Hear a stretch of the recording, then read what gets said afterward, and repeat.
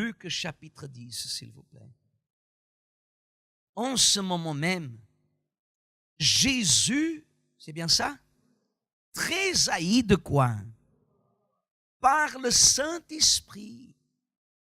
Et il dit, je te loue, Père, Seigneur du ciel et de la terre, de ce que tu as caché ces choses aux sages et aux intelligents, et de ce que tu les as révélés à qui? Aux enfants. Oui, Père, je te loue de ce que tu l'as voulu ainsi. Toutes choses m'ont été données par mon Père. Et personne ne connaît qui est le Fils, si ce n'est le Père, ni qui est le Père, si ce n'est le Fils. Et celui à qui le Fils veut le révéler. Et se tournant vers les disciples, il leur dit en particulier, heureux les yeux qui voient ce que vous voyez. Car je vous dis que beaucoup de prophètes et de rois ont désiré voir ce que vous voyez. Ils ne l'ont pas vu. Entendre ce que vous entendez, ils ne l'ont pas entendu. Amen, Église. Regardez une chose, regardez ici le pasteur. Aujourd'hui, malgré que notre vision par rapport à l'Église du Seigneur Jésus, notre vision, par exemple, par rapport à chaque personne qui arrive à l'Église, c'est qu'elle ait une vie, et une vie qui fasse la différence.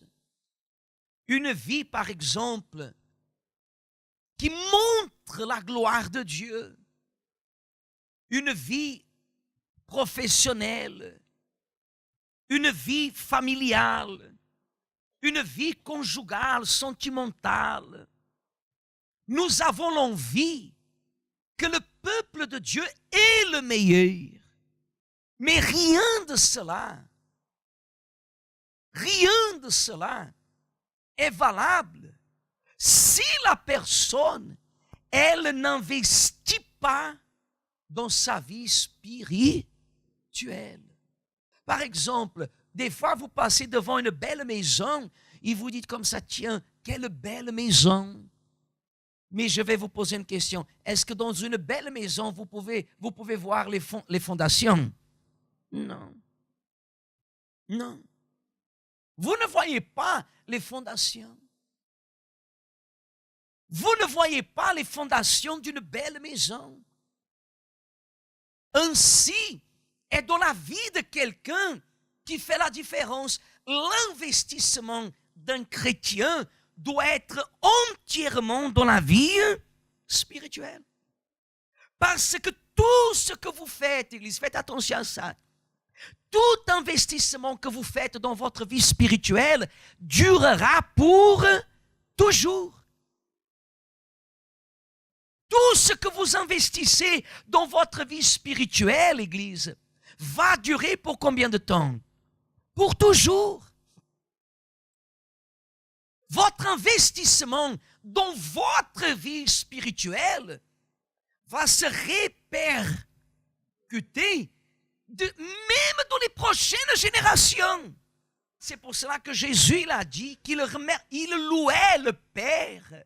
Il louait le Père parce qu'il avait caché ces choses des grands pour les révéler à qui? Aux enfants. La révélation qui nous est donnée à l'Église, et ça je peux dire sans aucun doute, la révélation que vous recevez à l'Église, vous ne le recevez nulle part d'autre. Parce que ce que je suis en train de faire avec vous, ce n'est pas une étude biblique. Ce que je suis en train de vous donner, c'est ce que Dieu il met dans l'esprit. La révélation que vous recevez à l'Église, et moi je parle ici parce que c'est ici que je suis né spirituellement, La révélation que vous recevez n'est pas basée sur la lettre, mais elle nous est accordée par l'Esprit. Qu'est-ce qu'on a lu dimanche? La lettre tue, mais l'Esprit, qu'est-ce qu'il fait? Il vivifie. Vous êtes ici ce soir et vous remarquez facilement la différence d'une personne de l'Église et d'une personne de Dieu. Vous savez très bien qu'à l'Église, il y a des hommes d'Église, il y a des femmes d'Église, et il y a des hommes de Dieu et des femmes de Dieu. Vous savez très bien qu'il y a des personnes à l'Église qui n'ont pas de témoignage. Cependant, elles restent toujours à l'Église. Mais il y a d'autres qui ont un témoignage. Et à travers ce témoignage, qu'est-ce qu'elle fait? Elle apporte d'autres âmes vers qui? Vers Dieu. Cependant, celle qui est à l'Église, elle n'apporte rien. Elle n'apporte pas d'autres âmes. Et ce pourquoi? Parce que seulement l'âme qui est sauvée a la révélation de Dieu, il appelle de Dieu pour sauver d'autres âmes. D'autres âmes. La révélation, la puissance, l'onction d'une âme qui est sauvée lorsqu'elle parle à quelqu'un d'autre n'a rien à voir avec la parole de quelqu'un qui est simplement à l'église. Vous pouvez voir, si vous êtes en esprit, et vous connaissez des personnes qu'elles sautent d'église en église. Aujourd'hui, elle va dans une église, demain, elle va dans une autre église, après-demain, elle va dans une autre église. Si vous êtes en esprit, vous voyez bien qu'entre vous et ces personnes-là, il n'y a pas de quoi? De communion. Lorsque la personne elle est bien spirituellement, elle est ferme. Elle est ferme. Elle est ferme. Cette révélation spirituelle, elle est donnée à ceux qui investissent également dans la vie spirituelle. Comment, par exemple, moi, en tant que pasteur, j'assure mon bien-être spirituel, Église? Mon bien-être spirituel n'est pas parce que je suis pasteur. Mon bien-être spirituel, c'est dans l'investissement que je fais vis-à-vis d'autres âmes. D'autres âmes. Si je veux assurer le salut de mon âme, je dois investir dans le salut d'autres âmes. Pourquoi? Quel est le premier commandement que Dieu nous donne? L'aimer sur toutes choses. Et le deuxième commandement que Dieu donne est lequel?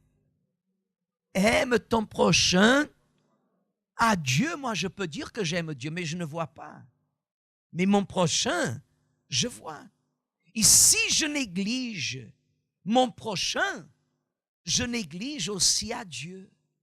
Parce que le Saint-Esprit le parle, si je ne me trompe pas, à travers Jean. Il dit comme ça, comment peux-tu dire que tu aimes Dieu que tu ne vois pas et tu n'aimes pas ton prochain que tu vois? Comment? Aucun problème, Église. Aucune situation peut changer votre niveau spirituel. Vous devez grandir. Je dois grandir, nous devons grandir spirituellement parlant. Nous devons mûrir. Les luttes, les combats, ils servent à nous approcher de qui? Les réponses négatives dans la vie. Les luttes que nous affrontons, regardez ici le passage, les combats que nous affrontons, les situations inexplicables que nous affrontons, Dieu ne permet pas qu'elles arrivent pour nous faire reculer. Dieu permet qu'elles arrivent pour nous approcher de qui? De lui. Pour mûrir spirituellement, pour évoluer, pour avancer. Et notre plus grand investissement est dans notre vie spirituelle. Si votre investissement n'est pas spirituel, il est physique, matériel, ce qui dure aujourd'hui, demain, vous investissez aujourd'hui pour votre vie spirituelle, pour votre vie sentimentale. Aujourd'hui, vous êtes célibataire. Vous investissez pour votre vie sentimentale. Dans 5 ans, vous allez vous demander, est-ce qu'il fallait vraiment que je fasse ce pas? Pourquoi? Parce que ce que c'était 5 ans en arrière n'a rien à voir après 5 ans. Le seul moyen qui existe pour assurer votre avenir, votre bonheur et votre salut, c'est d'investir dans votre vie spirituelle, c'est-à-dire dans votre âme. La situation peut être la pire.